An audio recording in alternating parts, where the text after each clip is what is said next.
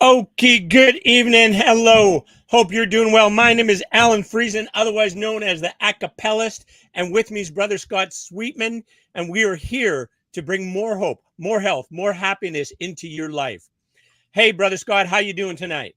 I'm doing great, and we're Excellent. happy with tonight. It's a new format for us. We're going to be running 30 minutes, right? So Yes, we're going sir. to be 30 concise. minutes. We're not going to let ourselves get off topic. Like, Much. that's going to happen. Yeah, well, right? Because we're going to be showing up next month in a podcast. Exactly. Two Exactly. ways, two ways to share the health, hope, and happiness. If you want to see our smiling faces, you can check in here with Jess TV. Or if you want to just hear our voices, maybe you think, oh, these guys got voices for radio or faces for radio, then you could just hear the audio part only. Yeah, All well, right. I'm maybe you excited, want Scott. to see So it what twice, right? what's that? Go ahead. What's that? Sorry. Maybe you want to enjoy it twice. Maybe you want both. Exactly. Let's go with that. All right. Well, what is the exciting topic that we're going to focus on tonight? I'm looking forward to it. Well, a part of changing to a new format is people who listen to podcasts often listen to them in place of the news and types of things. So I want to try and bump up our timeline a bit. So today's topic came right out of the news today. It was published today, earlier this morning, and I had to do a bunch of run in to do some reading and catch up, but it was really good. So, and it comes right from McGill University here in the Great White North, and it's about, does money make you happy? Mm-hmm. Yeah, Cool. Cool. age Well, old that's question, right? a valuable thing to consider, right? Because some people would think you need to have more money, more money, more money, no matter what you have in order to be happy. But I think More money, more money, more honey. Isn't you're that gonna how? you're gonna tell us that's not the case, is what the research is gonna suggest. I'm gonna say, but No. See, you're reading ahead, and it's kind of that, but kind of not. It's really an interesting situation that's come up. cool. My grandfather always used to say, "Money doesn't buy happiness, but it's a lot easier to be happy with it than without Mhm. it." So I thought that was That's pretty good advice. Yeah. pretty Yeah. wise. Yeah. Yeah. If you've ever been, penniless in a downtown winter evening, that I would say that's true. But no, the McGill article that came out today is interesting because it's different than a lot of research that's occurred in the past. And you're probably familiar with this: Stanford Business School, Penn University, the big ones. They've done a lot of research into this, and there's one thing that has to be clear. They don't know whether more money equals more happiness or more money. They don't know which way the relationship goes, right? But Mhm. a lot of research has been done. I'll skip to the chase. They sort of established that about $75,000 is where people are the happiest, the most comfortable in North Hmm. America, right? Okay. Mhm. And then the first survey that was done said that then there's a plateau you hit there. And after about 100,000, there's not too much more to be gained by making more. Hmm. And then it was Harvard Business School, I think. I'd have to check my notes, but somebody else in the big universities about 10 years later did a similar study, and they were big studies, 500,000 people sort of studies. And they said, no, our results show there is no plateau, that it just goes up and up and up. But there's an interesting thing that goes on in that not everyone with a lot of money is happy, and not everyone with no money is unhappy. So what's going on here, right? Mhm.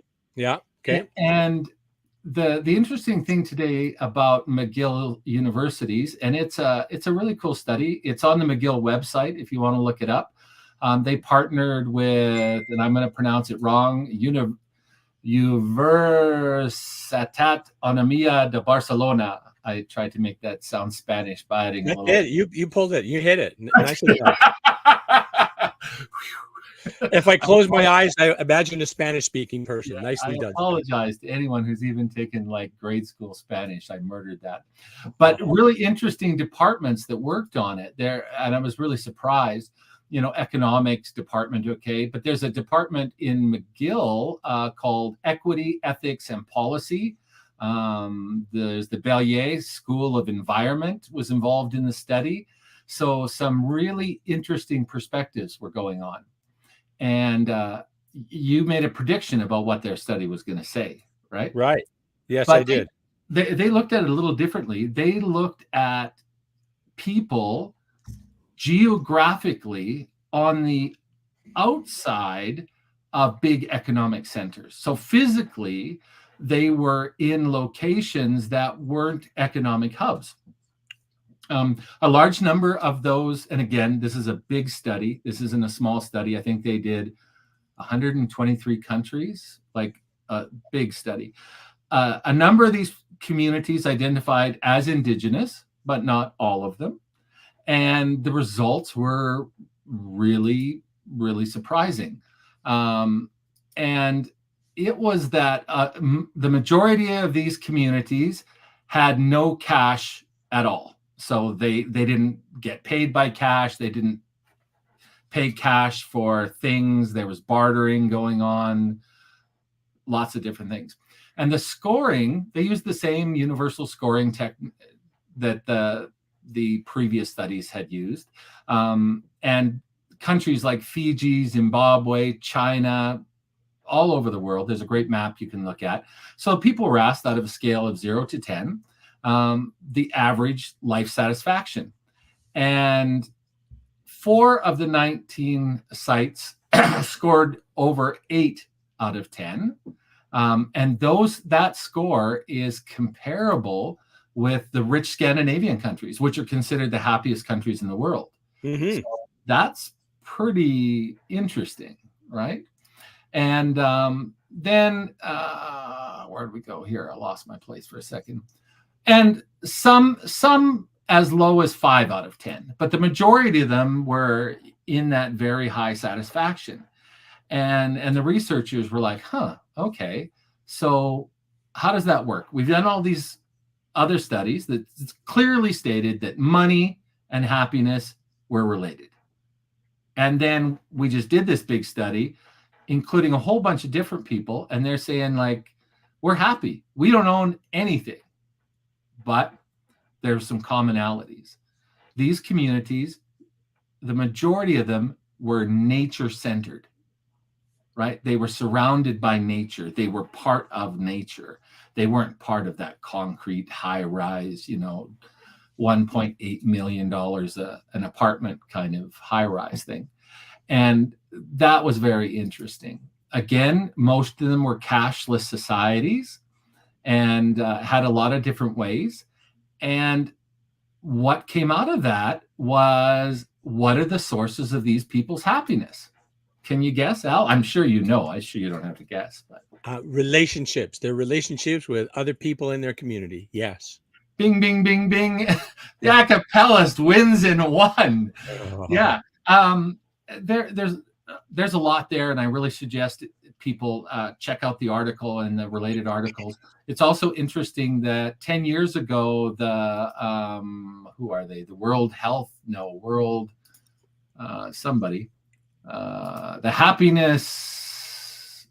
Happiness Report was just put out this year.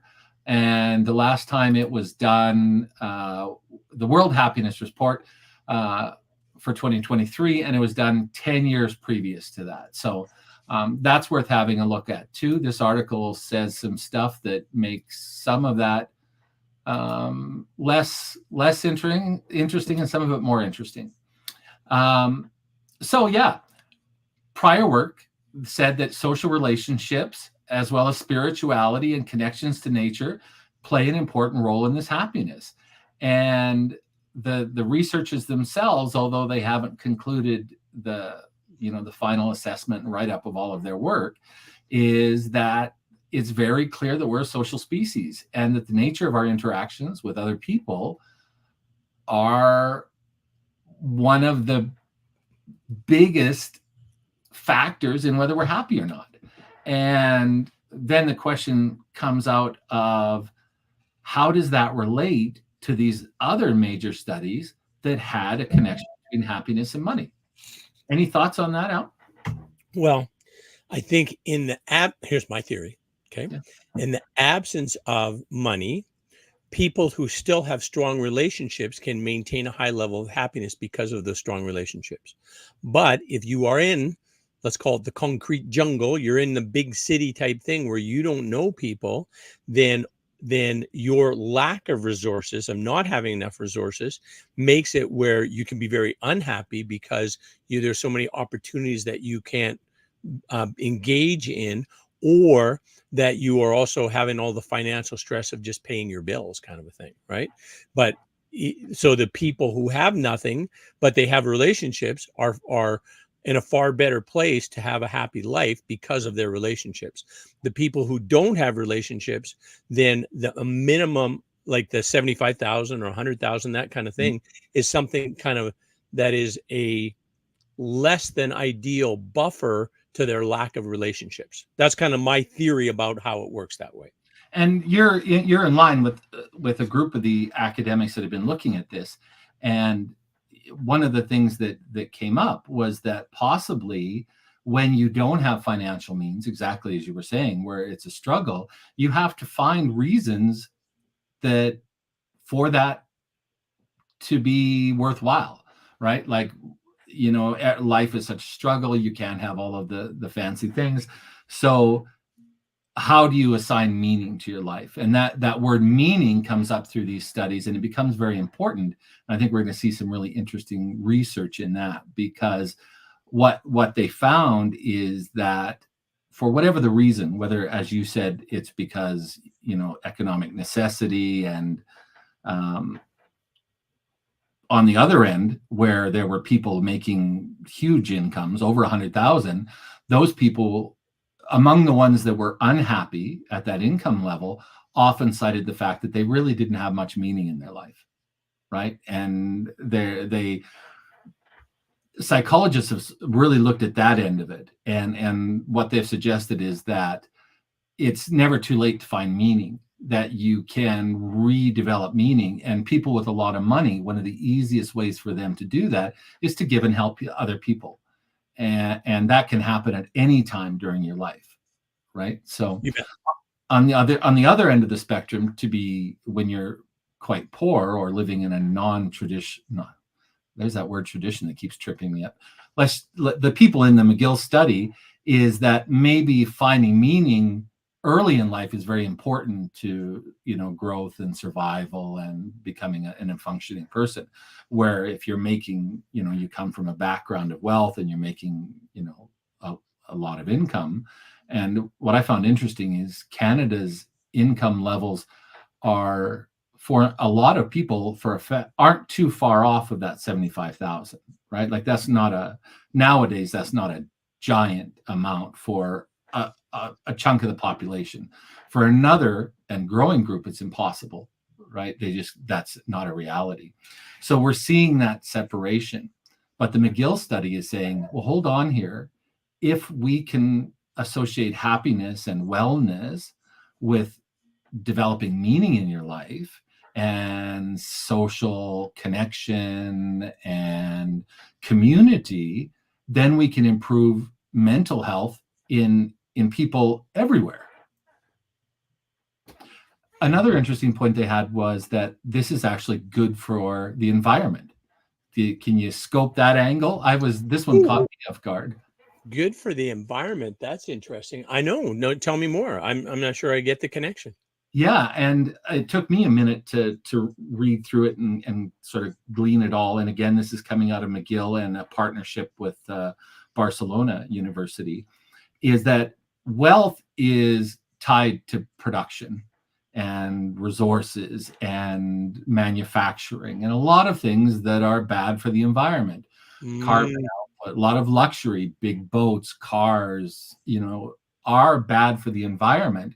But if you have a society, North America, for example, where we believe that we need to make 75 to 100,000 a year to be happy, and that's our goal, and we're investing in, and this is the situation we're in now, is people are using credit, and they're borrowing heavy to get the accoutrements of that income level, whether they have that income level or not. And it's bad for the economy, it's bad for the environment, it's bad for us, the stress levels. So these professors were saying, but hold on, if we can somehow shift our understanding of what gives us happiness, then it's better for the environment. These communities that live in tune with nature and don't need consumer cultures, if you will, which is part of that. When you have a culture where people are making 75 to 100,000 a year, the consumption is like, I've read it, but I don't know how much garbage we generate in affluent societies, but it's astronomical. It's crazy, right? Mm-hmm. So yeah. I think it's an interesting point, right? That if we could adjust our thinking about happiness, we would see a lot of changes right. Even in terms of less like travel, right? Less pollutant causing travel through air travel, air or vehicle transport that adds, on the environmental burden, right? So also meat consumption as well. Like meat consumption has a huge impact on environmental considerations. It's, something like 10 pounds of grain to make 1 pound of beef, as an example. It's in that magnitude. It might even be more than that. And the water, it takes to make that 1 pound of grain, you need like whatever, a gallon. But to make that, that 1 pound of beef, you need like 500 gallons, right? So that it's, I am making up those numbers, but I'm not that far off. It's huge in terms of the inputs you need to produce that, right? So, and of course, the more animal production, the more methane gas through the cows burping. Cows emitting gases are far more of an environmental hazard or environmental impact than all of the air and vehicle transport in the whole world. Like, it's like huge. It's like 10 times roughly what all of the vehicle transport makes in terms of an environmental burden. The methane gas produced by beef specifically is like 10 times that. Having grown up on a beef farm, I can't argue with those statistics because I know them, but I have to say that our cattle were not a farting bunch of critters. They were the clean living. And okay, perfect. That's great to hear. Yeah. But interestingly enough, in these communities, and I looked at a couple of the ones that were in the study, is they had very communal ways of procuring food. So they would hunt and fish in very close proximity to where they lived, and as you said, in travel, basically by foot or a small boat or a small motorized conveyance that maybe 10 people were on a little stone boat or a trailer with, and those people would gather food, or they would hunt or fish in much smaller quantities than drag netting or intensive farming like you're talking about in terms of cattle and beef consumption in other parts of the world. And out of that they get communion, right? I mean, and think of their physical activity levels too, right? From doing that, from going out, being part of nature, harvesting through nature, that kind of a thing. And especially in a communal type way, that they're collectively, this is something that we're working together with their friends and neighbors. Yeah, no, okay. As you know, I hunt, and hunters get a bad rap in a lot of the press and things. But in our family, we only hunt for food. We don't hunt for trophies. It's very, very conservation based. It's based on the need. We've killed off all the predators. So these populations of ungulates, deer, elk, whatever, they get diseased, they get overpopulated, they freeze to death in the winter. And, hunting is pretty much what we have left to try and balance the environment in that way, taking responsibility that it was created by us and whatever. But, okay, so there is killing another life form involved. And if you're not into that, and I don't mean into that like it's enjoyable to kill something else, but as a hunter, that's not the point of hunting, right? in our case, we go out with a family or close friends. We, track in the wild, and it's very physical, as you said, and it's very challenging, and it's communal, and you're in nature, and you're very quiet, and you can hear everything, and you have to be aware of your surroundings and safety. And just observing the behavior of the animals and understanding the behavior of animals, right? How are they, where are they going to go? What, how are they going to interact with other animals? How are they going to interact with water supply and food sources, that kind of thing, right? That's all of being a student of nature, right? In that whole process too, right? I just caught a tail end of something on public television, and it was an older woman, and by older, I mean like 70 something. And she was a hunter in Texas, and her and her husband hunted all their food on the ranch. And she talked about how, when she hunted, that was basically her observing animals in nature for weeks at a time before she ever pulled the trigger to harvest an animal. And that was what she enjoyed most of it.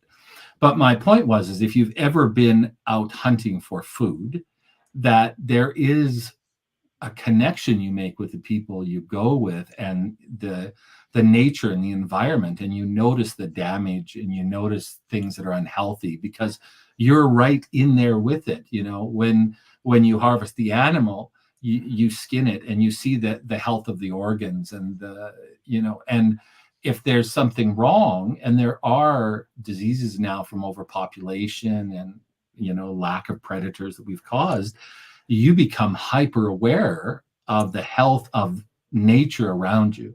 And I know some people will have problems saying, oh, but you're killing animals and you're destroying nature.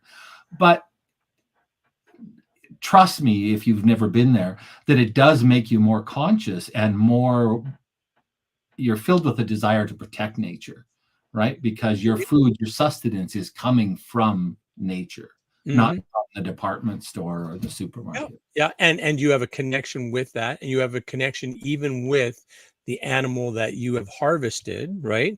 And some hunters, I don't know if you or your family do this, but some hunters actually, when they've taken the animal, give thanks, to source, God, to say thank you for this animal that's going to, feed us and keep our family healthy, right?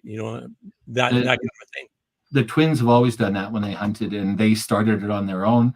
And I don't know if it's coming from Japan, where spirituality is connected to nature, right? There's spirits and gods in the trees and the water and the animal. But when they both harvested their first animal, they prayed over it, and as they were hauling it back, because our tradition is, if you shoot it, it's your responsibility to haul it out and to dress it and care for it and make sure that it gets used. And what you can't use, find somebody that can use the hide or the bones or whatever. And so the girls had to help take out the animals from the bush, and they talked to the spirit of the animal the whole time. And it was really an amazing experience. But I think in these communities, all of the actions of survival and trade-based commerce builds connection and community, right? Mm-hmm. Yeah, no, it makes good sense. I know I've said this before, and I think you're in agreement that, disconnection in our bodies is disease, and disconnection with our other human beings is all the disorder and social woes that we face, right? I mean, we wouldn't have even racism or poverty or violence if there was connection, right? There has to be a disconnection in order for those to occur. If you want to do a little experiment to see how disconnected we are, go to a supermarket, and there's usually a sitting area. Sit down for a few minutes and watch the people as they go through the checkout, and how little eye contact or interaction. Most people look down. They don't even look at the person that's serving them or taking their money. And now self-checkout is the preferred mode. And when you talk to people, because I'm always amazed by self-checkout. It seems, I understand the technology, but if you're going to go to a store, why not talk to the people that are there? That's exactly.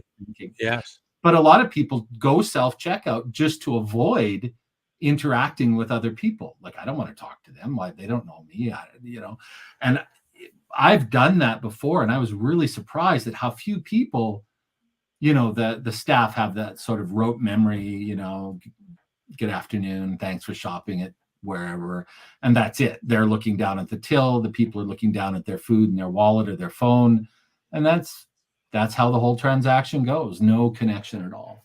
Yeah, no, that's a very good exercise to challenge our viewers to do. Go to the grocery store, take another 10 minutes and just watch how people interact, right? Because that interaction, you could make that, you have the choice in terms of making that a real special thing for that cashier or that barista at the Starbucks, just by having a little conversation and how's your day going? And man, I like your tie, or nice purple hair. That's real interesting. You know, it really stands out, or whatever. You can have a conversation and observe something about another fellow human being and have a connection with them, even if it's more on a very minor type basis, right? Like, you know, so yeah. And it's interesting when you start asking questions what people will tell you, right? Whew. Oh, when I was traveling right after 1911, I flew back through the U.S. That's when 1911 is, otherwise people call it 9/11, but oh, go ahead, sorry, Scott. did I say 1911? I'm older than I look, Al. I've got good skin for my age. Yeah. So 9/11, when I was flying back, I flew through the U.S. and there was a whole bunch of security, and they were separating people in lines by your color and all sorts of things.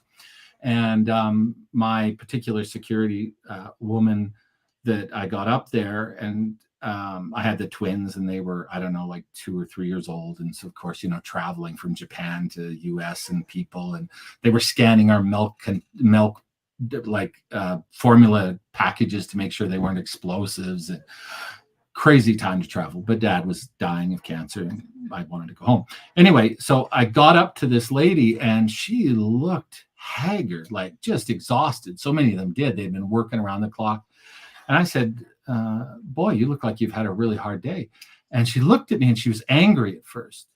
And I don't know, like, and then she saw that I was sincerely saying, wow, you know, it looks like you've been on your feet for a long time processing thousands of people. And I can appreciate that.